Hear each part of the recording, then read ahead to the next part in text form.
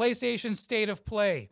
Whole lot of games that we saw there. And then the very next day, Pokemon has its own Direct. What do we see there? All of that and just a tiny little bit more on today's episode of the Tech Summit Podcast, episode 31. I'm Chris. I'm Francisco. And of course, if you guys are watching on YouTube, all of that information is at the bottom of the video right over here. And if you're listening on other platforms per se, then do make sure to check out the description of all of these applications, whether you're listening on Anchor, Apple Podcasts, and the like. Of course. Now, today we are fully Game Summit podcasts. We are. After we've already seen the Nintendo Direct and we had our thoughts about that, we decided we're going to talk a little bit about the two other Directs that happened this week. We're going to start off with the PlayStation State of Play because that one came first.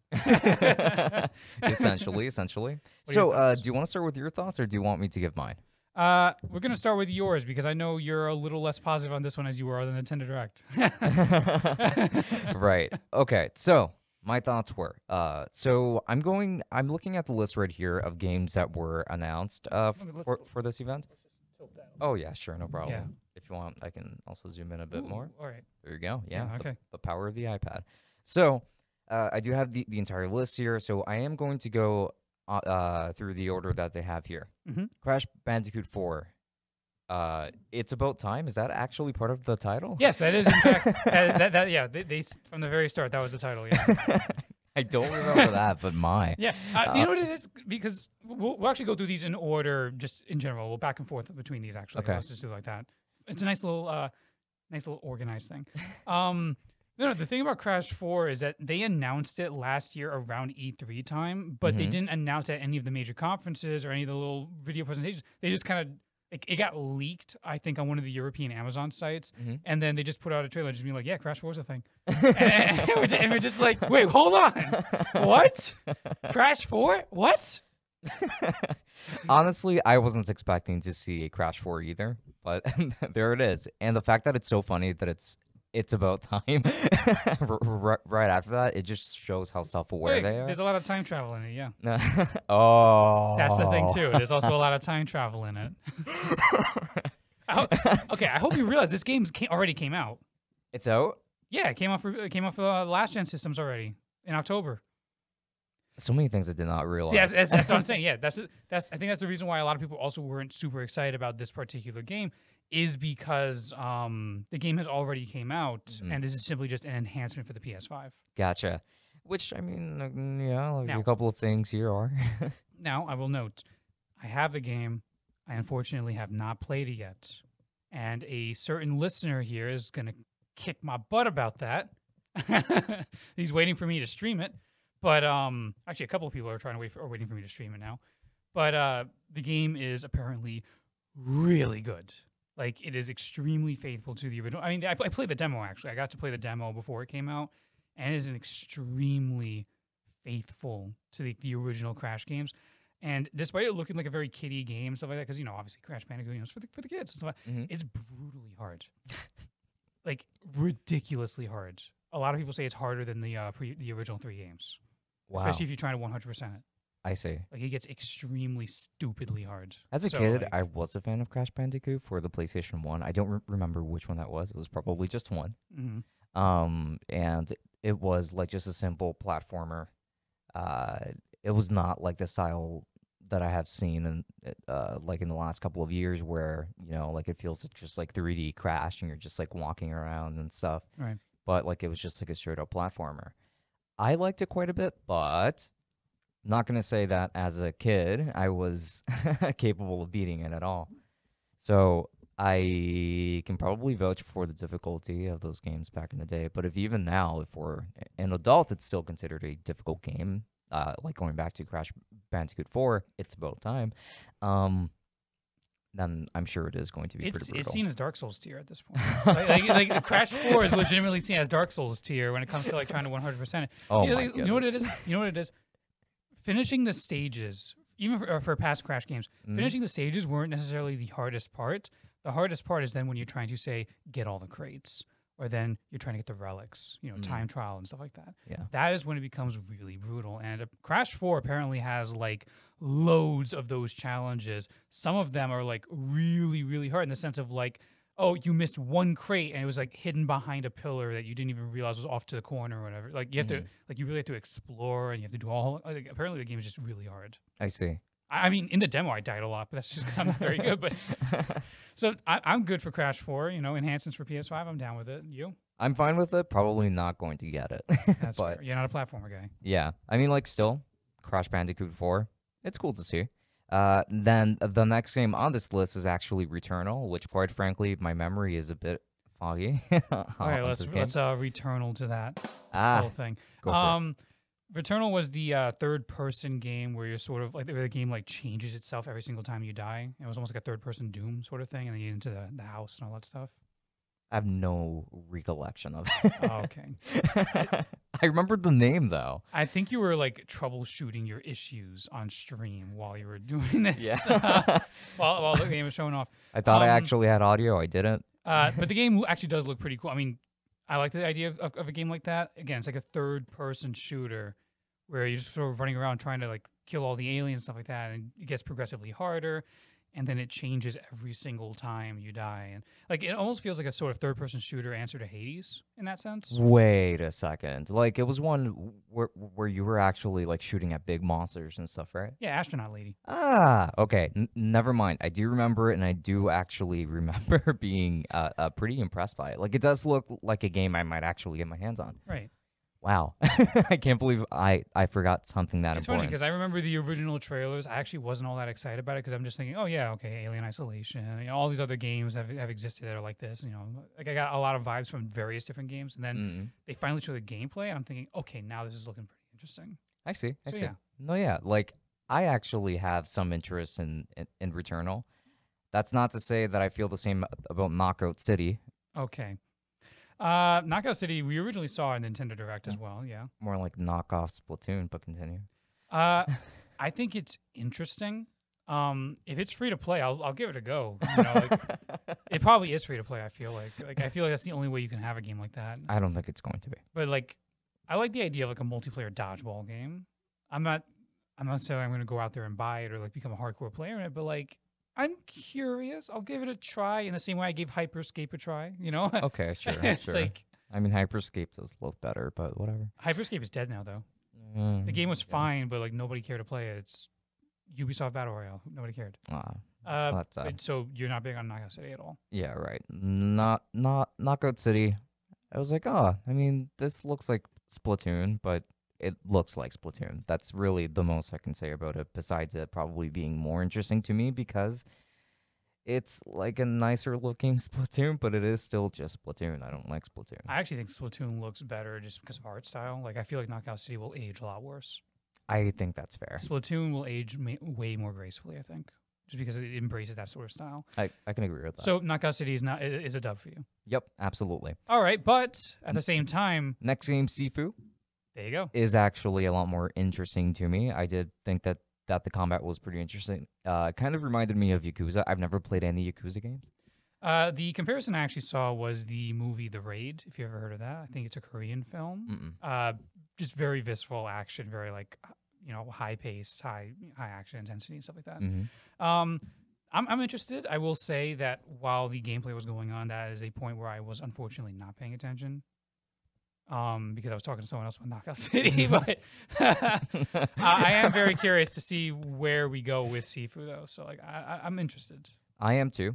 I hope it's not a $60 title, though. It probably isn't. I don't think it is, but let's hope that it isn't. I mean, Nintendo, for example, has surprised me in the past. But another title that is also definitely not $60 is Solar Ash. Solar Ash. Is that the platformer one? Yes, that was the one where you're like almost skating around in that bright sort of fluorescent kind of thing. Oh, that one. Yeah, that one actually looks pretty nice. It looks visually really nice. The gameplay seems like it can be really good if it like has good feedback response. Like if it's just slipping and sliding and there's no real response or weight to any of your actions, then we're having a problem. But like, I mean, a lot of these games were actually like touted to have pretty good support with the DualSense controller. Like you are supposed to feel actual feedback, like on the triggers and stuff like that. I just hope that also includes like the rumble, though. Like, yeah, hopefully. Like rumble is a huge part of, you know, that sort of player feedback when it comes to like the weight of actions and stuff like that. Yeah. In my heart, because obviously, like while watching the direct or like just the event, you're not going to feel the rumble on your controller, even if you're holding it, if you're just watching it. So in my heart, I felt like in games like Sifu, it's going to work out. Like Solar Ash, I feel like it would work out, but maybe the implementations wouldn't be quite as on there. I'm curious. I am very curious of Solar Ash. It kind of reminds me of Neon White a little bit from the Nintendo Direct. I mean, even though we've known about Solar Ash for a while already, and I think Solar Ash does look better. I think Solar Ash does look really nice. Like Solar Ash does look better than Neon White easily, but yeah. Like they feel like in the same vein to me in terms of like this abstract platforming with action elements, you know, sort of action platformer, I guess. This is actually the term I was looking for. I guess. I feel like the art style for Neon White has been way overused by now, though. Like, by this point, it looks too much I suppose. like Fortnite. But, of course, let's give a little shout-out to the horror fans in the audience. Yeah, they got you guys. They got a horror representation here. Yeah, Five Nights at Freddy's Security Breach. I'm sure it's a lot scarier to play the game than it is to to actually just watch it direct, but I was not. Like, I didn't feel like I would feel scared in the slightest if I was playing this game. But Right, I've never played a Five Nights at Freddy game. Okay, so I haven't played a Five Nights at Freddy game either. But I can also acknowledge from the gameplay that I've seen that how it can be scary. Granted, I scare easily. Okay, fair. I scare very easily. Fair. Like I can see how it can be scary because you know you're just sort of like looking at a camera and all of a sudden there's this thing in front of your face it's like shouting at you and it's all mechanical. Like I see how that can be scary, and I probably would fall for that because I'm a wuss. But Security Breach looks like it took all of the fear out of it. It doesn't look scary at all. It just looks sort of like a thriller title as opposed to a horror one. Yeah, I can see that. Also, I don't see myself just being very scared of a game like this. Yeah. For the graphics not being as great as they are, the frame dips that we saw in the trailer were atrocious. That is the first thing that stuck out to me when they were starting to show actual gameplay. Like that first moment where they're reaching a wall and the frame rate is like sub 20. What was that? Yeah, that's awful. That is. It sounds like a lot of optimization issues. It does not seem like they're not close to finishing. I hope they're not close to finishing. Yeah, hopefully not. Because if that is actually how the final product is going to be on a PS5, that is horrendous. If I remember correctly, I think that it's supposed to come to the PlayStation 4 and PlayStation 5. So you know, like hopefully. Like what we saw was like, I don't know, like PlayStation 3 demo footage. Honestly, yeah. I mean, scroll up again a little bit. Yeah, so no I problem. can remember everything. Okay, yeah. We'll get into that in a little bit. All right. Anyway, not horror, but still pretty creepy. Next one. Okay, so next one that we have is Oddworld Soulstorm. Yes. I don't remember much about it. That pause made me feel like, okay, he doesn't remember this game. That was the one with the weird alien dude. He's all Socha and he's like side scrolling. Oh, no, not getting it. No? No. Not interested in you? No, not interested. You? I haven't played an Oddworld game properly, but I do remember when I was a young little tyke, and I had an original Xbox, and my uncle would get the Xbox magazine with the demo discs. If anyone has nostalgia for those things, or if maybe the audience is too young to remember them. But in any case, Oddworld's Munch's Odyssey was one of the first demos that were on there. And I remember playing that and thinking that was kind of interesting. I know apparently that for Oddworld fans, that's like that's sort of like the black sheep of a series that exists full of black sheeps. I don't know if you could tell with the aesthetic. Yeah. But, you know, like, it's a nice curiosity. I'm interested. And, of course, the fact that they are, in fact, going to give it to us for free as a PlayStation Plus user definitely aids in, like, you know, me willing to give it a try. Like, I'm definitely willing to give it a go. Okay. All right. The art style is interesting. It's not my kind of aesthetic, but it's very interesting, and I'm curious to see what it is. And of course, there are certain undertones that Oddworld has that we're not going to get into on this podcast. Yeah. That also very much interests me just on a fundamental level, and I'm curious to see how that stuff plays out. Excuse me. The best I can really say about it, like from the trailer, is that I remember complimenting how the fire looked. And that's about it. But I mean, yeah, so we do have somebody that does have some interest in Oddworld Soulstorm. I have zero interest in Oddworld Soulstorm. But then we have Kina, Bridge of Spirits, which I actually thought looked really good, and I may actually be getting. Oh no, that looked fantastic. Yeah. Not gonna spoiling a little bit, I guess. Kena Bridge of Spirits is like one of the games of the show for me, like easily. Like it just looks like a Disney or DreamWorks film, Mhm. but like you can play it. Yeah. So I've been interested in it since they first announced it at the original PS5 showcase, or the second one, whatever, the one in August, I think it was. If you have a lot of particles in your trailer, you're probably going to get my attention. But like I'm extremely interested just in the story and the gameplay. Like I'm very curious to see how all that plays out, and it just looks like a masterclass in like animation and effects and modeling. Like there's a lot that you could. I want to see like a documentary about how they made the game and animated all that stuff. I want to see that. Interesting. I'm very like I want to see those in like the bonus features, something like that. And I don't say that about most games. I don't really say that about any games. But I mean, that's true. You and I have had a lot of conversations about games, my friend, and this is the first time I hear you say anything like that, actually. basically because like the aesthetic and like the way it looks does kind of fall closer into the wheelhouse of animation, 3D animation, which is obviously my thing. Fair enough. Fair enough.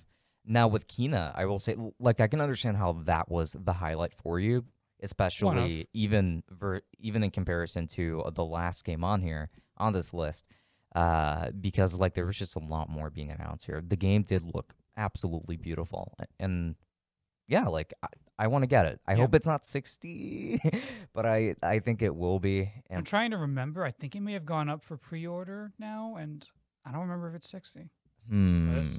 While you talk about the next game, sure. which is, for the record, the other highlight for me. Oh, Deathloop. The other highlight for me.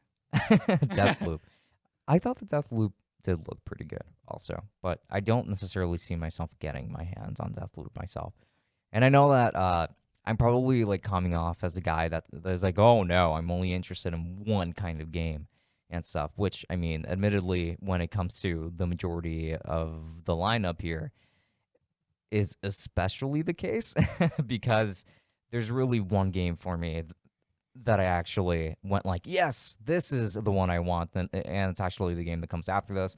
I'm sure most of you already know what game that is. You definitely know what game that is. But in any case, Kena is in fact $40. 40, fantastic. Kena is a $40 title. That's a definite buy then.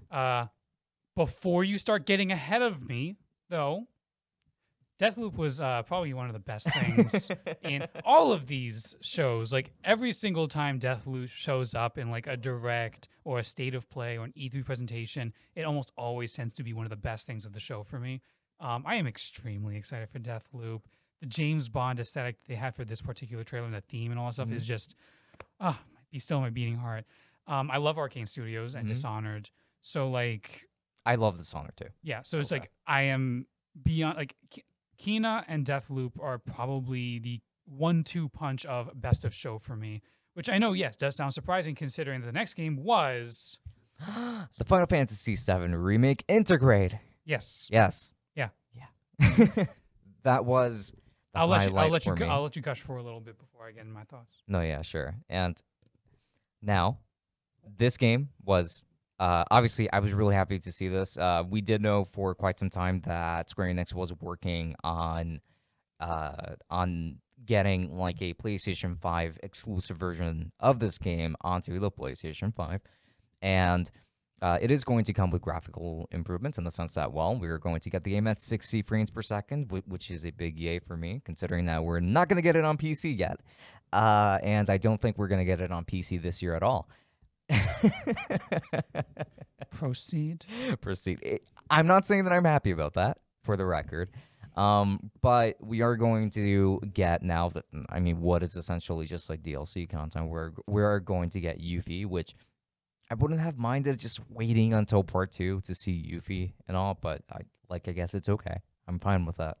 But I wonder, like, if you end up not getting Integrate, like, does that mean that you miss out on that important aspect of, like, getting Yuffie onto your party if you end up getting part 2? Or will this eventually, or, like, will some kind of summary for this be included for part 2, I wonder. So, like, I wouldn't want people who only got, like, the base version of the Final Fantasy VII Remake to miss out on that kind of content. But either way, very happy that we're gonna get a 60 frames per second version of Final Fantasy VII Remake for the PlayStation 5. Go on. PC port where? Where's the PC port? Which, for the record, I do think it's going to come out this year. I don't think so. I do think so. The Final Fantasy VII Remake was a timed exclusive, and that time usually tends to be 1 year, with that 1 year exclusivity being up this April. And Integrate is supposed to come out June. Okay. So I fully believe that we can see a PC port. Arguably, we should have been seeing it in June, and they should have announced it already. Yeah. They chose to announce a mobile battle royale instead, Mm-hmm. which we will cover some other time. That's right. That's right. We That did happen. will cover that some other time, just to try and keep this episode short, because we do have another subject after this. We do. But what's it called? I fully believe that we are going to see a PC port. Here's what it is. I fully believe we see a PC port of 7 Remake, but it will not be the Integrate version. That is my prediction. Okay. That 7 Remake's timed exclusivity is up, and they can port it to Xbox and PC. But that Remake Integrate is now also going to be a timed exclusive, and that's going to be a year-long exclusivity thing to PS5. And then you have to wait a year before you get Yuffie's episode on PC or Xbox. That is my prediction. But I do not personally believe that we are not going to get a PC port until like next year. No, I fully believe we do get it this year. Especially because like there's other signs, like obviously they reported this afterwards, but 7 Remake is actually going to be one of the PS Plus games for this coming month. That's for right. PS4. Now it is not eligible for the upgrade that they're advertising. It is not, but which I personally think it's fine. But here's yet another hot take on top of that. I think that the Final Fantasy VII Remake is going to come to PC maybe next year. But not only that, it's going to be an Epic Games exclusive. No. I do not personally believe that. Here's why. It's because of Kingdom Hearts, isn't it? That's why I think it's going to be an Epic Games exclusive for now. But I think that it's going to take longer than you think to come out on PC because of who the director is for that game, and it is Tetsuya Nomura. And me and Nomura, even though obviously we don't know each other, we go way back in the sense that I don't like him for the fact that every time he works on anything, I feel like he's always delaying everything, announcing things way ahead of time. And sometimes we always end up getting, while a fantastical ending to like stories and things like that, I won't go into too much detail, we also end up getting what is technically just a cliffhanger. And it's like, oh, no, wait, you have to wait for the next game, which is what happened to some of the more recent titles of yore. But it's mostly just because he tends to delay things. Yeah. Yeah, he's a slow worker, I want to say, which, feel free to roast me in the comments if you love Tetsuya Nomura. Isn't it been announced that he is not the director of Part 2, though? I wasn't aware of that, actually. I believe isn't he taking on more of a producer role? Huh. I'm going to have to double check on that. Interesting. I wonder how that's going to play out, actually, for the story, because the ending of Part 1 was very much so Tetsuya Nomura. Like, it was just very much something that he definitely directed. Like, that's not to say that it was a bad ending. I thought it was a beautiful ending to Part 1, but yeah, like, it is interesting because most directors tend to have a very different direction than him. Excuse me, I made a mistake. I think he actually is still directing Part 2. There you go. It might have been Integrate that he's not directing. I don't know. Okay. I don't even know. I mean, sure, like for Integrate, okay, I can see that. I have no idea. Wait.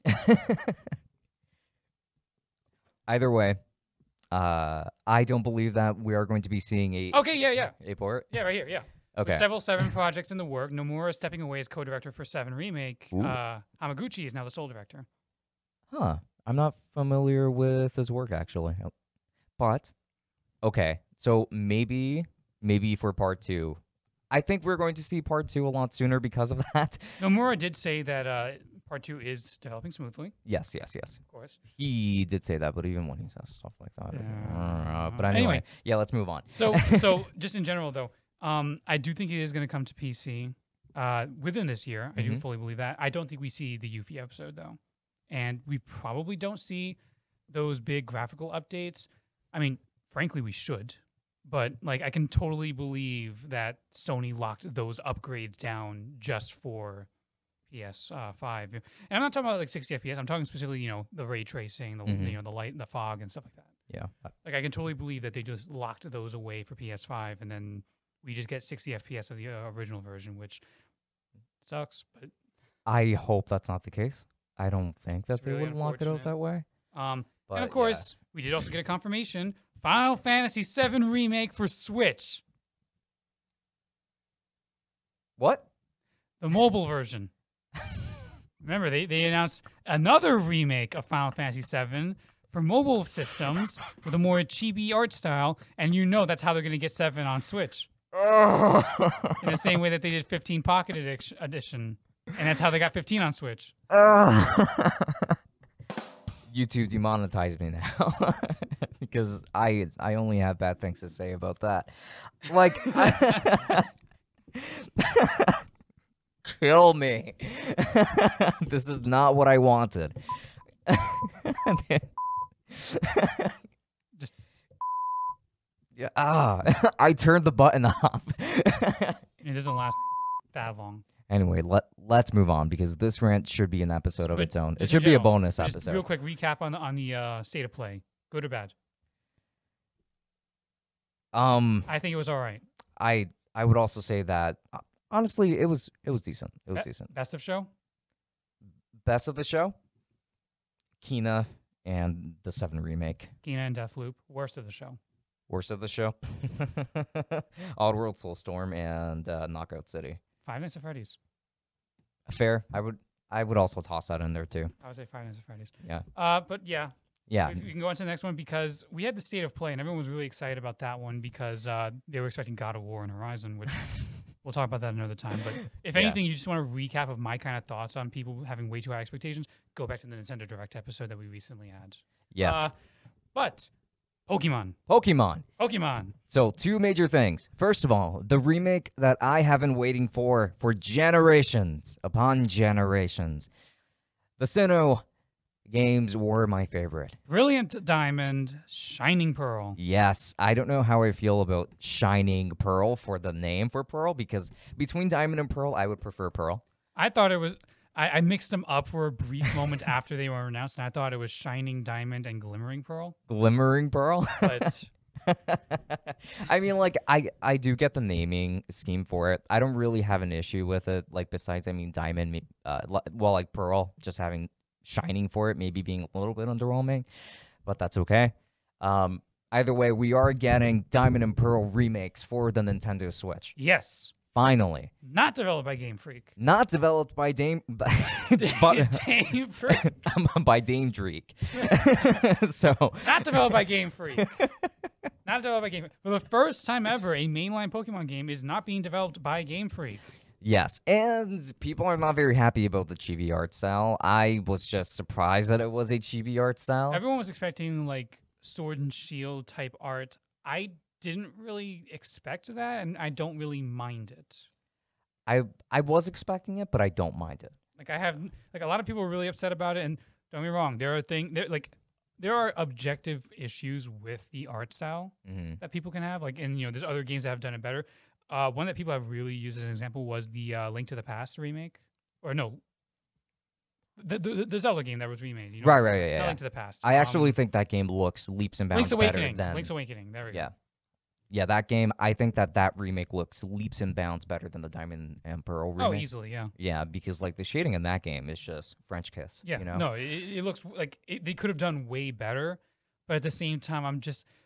Maybe Sword and Shield has just severely degraded my expectations for Pokemon games on the Switch. I'm just like, yes, please, I'll just take that. If Game Freak is stepping away from that, then I have higher expectations for this game than I did otherwise. But of course, Game Freak has stepped away from it because they are working on another Pokemon game. Have you guys ever wanted Breath of the Wild in Pokemon? Well, yeah, in one game? That's all that everyone's been asking for this entire time.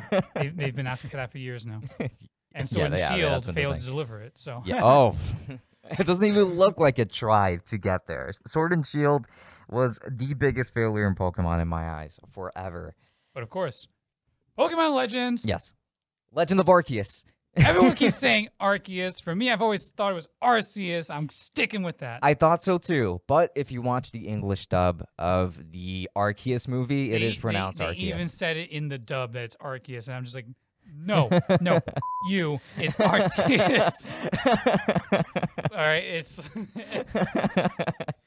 but in any case, action RPG Pokemon game set in the Sinnoh region way before the modern day, basically feudal Japan. Is it really action RPG if it's still turn-based? We don't actually know yet. Some people are suspecting that it's kind of like an active time battle system, a la Final Fantasy VII. But I guess we'll see. Yeah. I mean, if it is, I'm very curious. I'm very curious just to see what happens here. I do expect there to be a catch. Yeah. Like, you look at it and it looks like Breath of the Wild with Pokemon, which is just the dream of every kid. Yeah. And every adult. I'm every definitely elderly person. Everyone wants that. Yeah, like definitely don't expect a full Pokedex for this game though.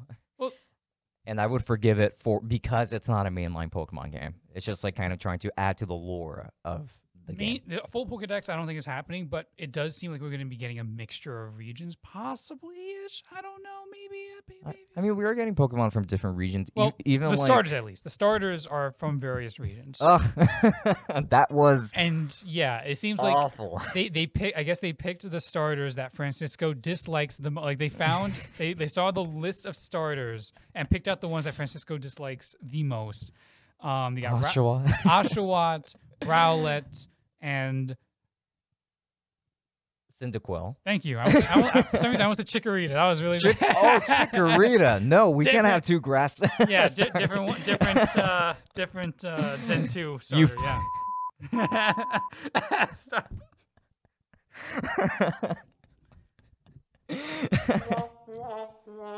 I think we should have like a when we start doing like bonus episodes and stuff on a different platform. I feel like those should be uncensored. Are you teasing bonus episodes? Yes. Stay tuned. Yeah, stay tuned for that. Anyway, the ASMR episode. Anyway, they're not ASMR. Yes. So I'm perfectly fine with the starters. They make sense in terms of like, again, if it's a sort of feudal Japan sort of aesthetic, you have your samurai Oshawott evolution, archer samurai-ish, Rowlet evolution. Boo. And everyone likes Cyndaquil apparently, so yeah, you get Cyndaquil. Boo.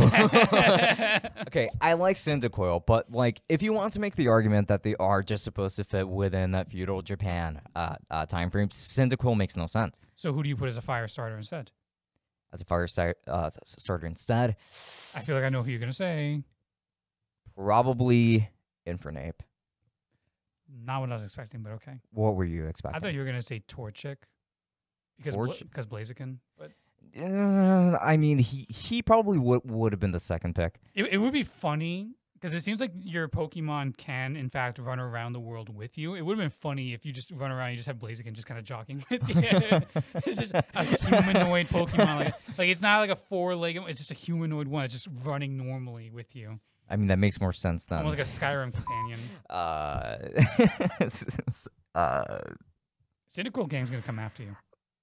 I hope that they come after me. Fight me in the comment section, please. All right, you're representing fire and everything. You're dissing on Cyndaquil. No, like Cyndaquil is... He just doesn't make any... No. Okay, like this is probably the most opinionated I have been in any episode so far, but... Which is really strange that you haven't been more opinionated. Yeah, well, I mean, like, I try to stay composed for the children watching. But Jinxie Miyasoda. You're choosing to be more opinionated on the subject that is specifically the most kid friendly.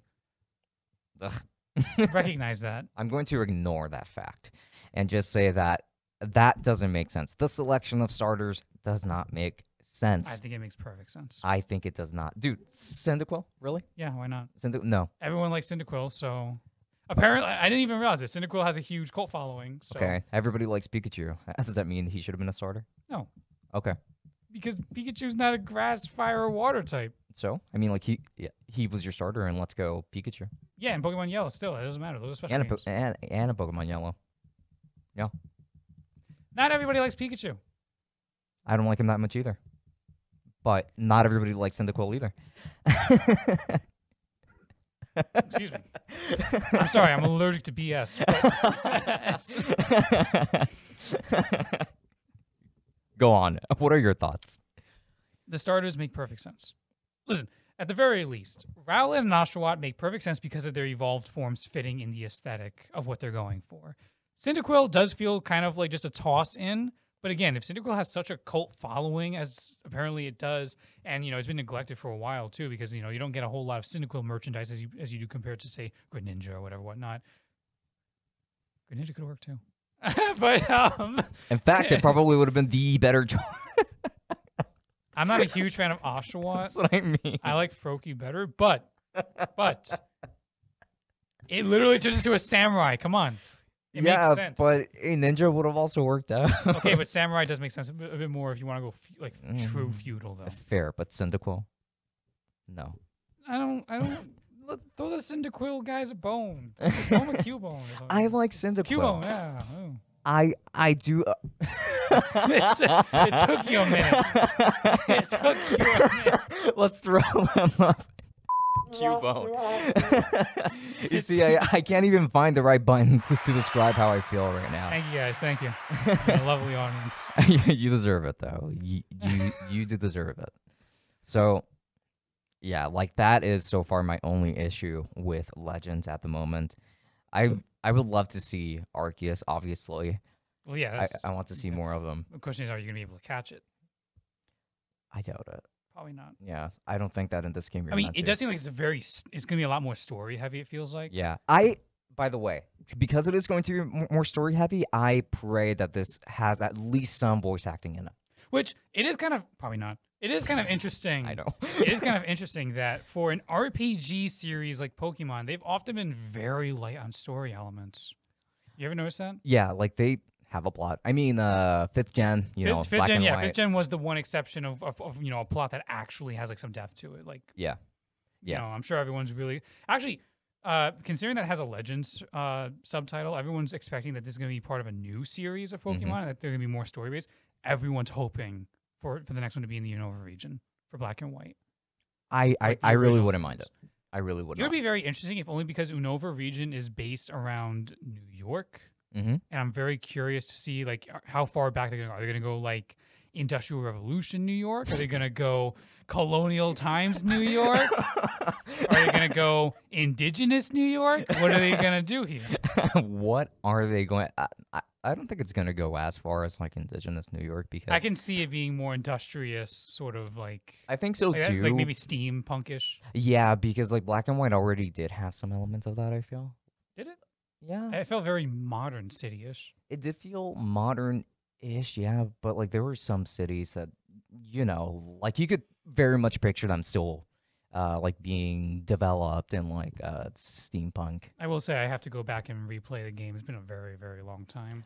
I mean, sure. I don't know if you want. I mean, I'm excited to see more details. Like I am too. After Sword and Shield came out and was just such a bummer. And of course, Let's Go Pikachu and Eevee just not being directed for us. Like I heard those are good games, but they're not games for us. They are games for people who are like just getting into Pokemon. Yeah. Fair. And I think that that's okay. Great introduction, And there are still like more Pokemon casuals that did find a home in Pokemon Let's Go.